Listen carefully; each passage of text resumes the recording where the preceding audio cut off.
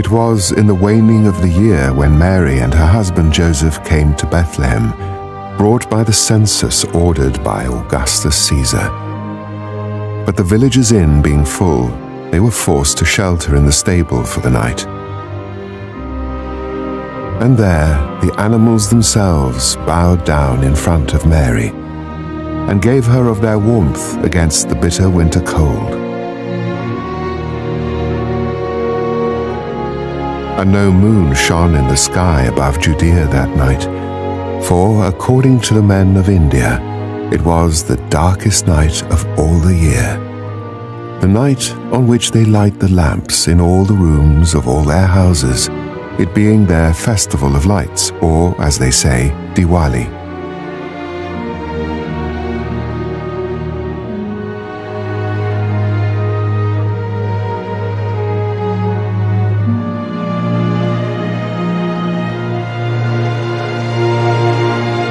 And on that darkest of dark nights, at midnight, Lord Jesus Christ was born.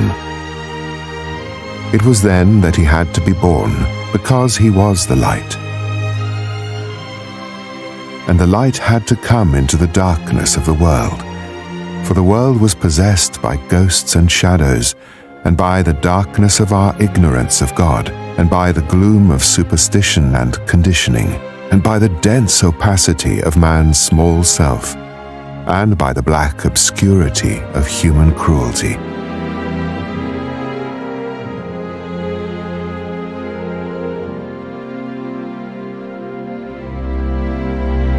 And into that deep darkness, he who was the light within his mother's eyes, when she looked upon the sufferings of men and women who were lost, not knowing where to turn for comfort, he who was the light of God's compassion, streaming forth into the midnight of the world, he who was the light incarnate, had to come.